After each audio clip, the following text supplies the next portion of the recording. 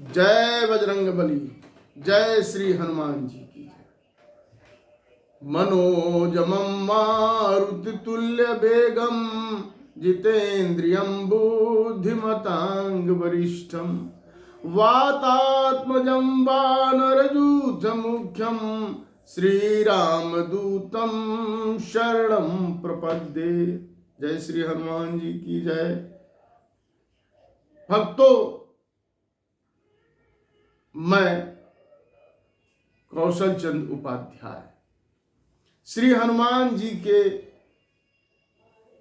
कथा का कुछ वाचन और श्रवण पिछले कुछ दिनों से कर रहा हूं। आज हनुमान जी की कृपा से हम उस प्रसंग का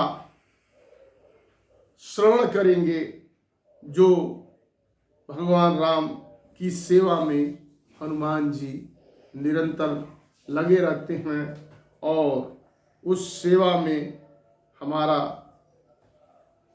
उस सेवा के वर्णन हम आज करेंगे। तो ये जो कथा है यह भगवान राम के द्वारा छोड़े गए अश्वमेध यज्ञ के बारे में, जो घोड़ा छोड़ा गया उसके बारे में हम बात आज करते हैं। और एक बार की बात है, भगवान राम के अश्वमेध यज्ञ का घोड़ा छोड़ा गया। शत्रुघ्न, पुष्कल, लक्ष्मी निधि आदि बड़े बड़े वीर उसकी रक्षा के लिए नियुक्त हुए और हनुमान जी भी उनके साथ थे। अनेकों स्थान पर बड़े बड़े युद्ध हुए।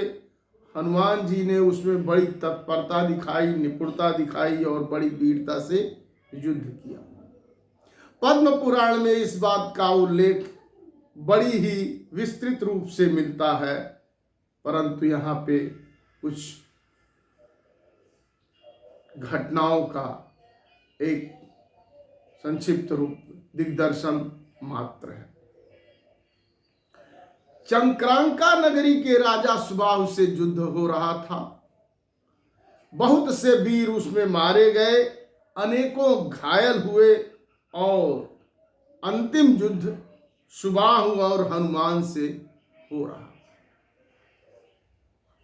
सुबाहु चंक्रांका नगरी का राजा था और हनुमान जी से अब अंतिम युद्ध उसका हो रहा था। सुबाहु ने तमाम लोगों को मार दिया, बहुत से वीरों को मारा, बहुत से वीरों को घायल कर दिया।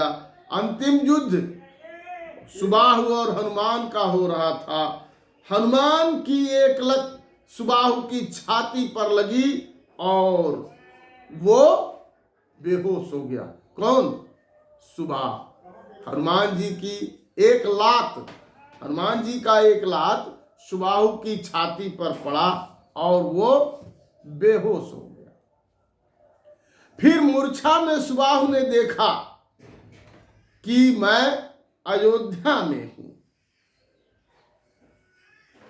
देह दृष्टिया तु दासोहं, जीव दृष्टिया त्वदंशकः, आत्म दृष्टिया त्वमेवाहं मति में निश्चिता मति। भगवान राम सरजू के किनारे यज्ञ कर रहे हैं और कोटि कोटि ब्रह्मांडों के अधिपति ब्रह्मा आदि उनकी स्तुति कर रहे हैं। नारद आदि ऋषिगण बीड़ा पखावज आदि बजा करके भगवान के गुणों का कीर्तन कर रहे हैं और वे मूर्तिमान होकर उनके यश का गायन कर रहे हैं। उनकी वह श्याम सुंदर छवि देखकर सुबाहु मुग्ध हो गए और उसी अवस्था में बहुत देर तक पड़ा रहा।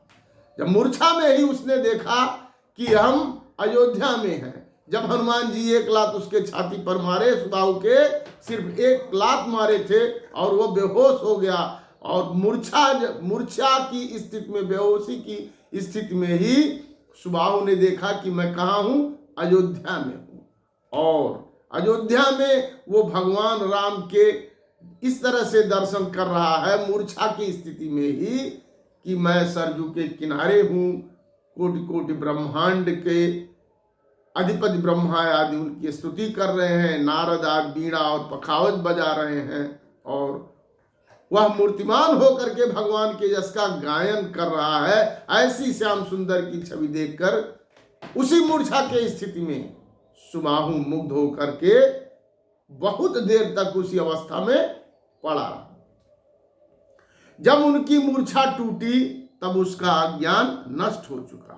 उन्होंने एक ऋषि के साप की कथा सुनाकर हनुमान जी की बड़ी महिमा गाई और बतलाया कि इन्हीं के चरण स्पर्श से मुझे राम तत्व का ज्ञान हुआ है। अब युद्ध बंद कर दो। सुबाहु ने फिर युद्ध बंद करा दिया, अपने लोगों से कहा अब युद्ध बंद कर दो और सब लोग भेंट की सामग्री लेकर के अयोध्या चलें और भगवान राम के यज्ञ में सेवा कार्य करें। हनुमान आदि की पूजा करके वे लोग अयोध्या आए और हनुमान जी ने जग्गीय अश्व के साथ, उस जग्गीय अश्व उस घोड़े के साथ फिर आगे प्रस्थान किया। बोलिए जय श्री हनुमान जी की जय। तो हनुमान जी की ये जो सेवा और हनुमान जी का ये पराक्रम का हम बहुत बहुत उन्हें निवेदित करते हैं, प्रणाम करते हैं, और सभी भक्तों पर हनुमान जी की कृपा हमेशा बनी रहे। बोलिए जय श्री हनुमान जी की जय।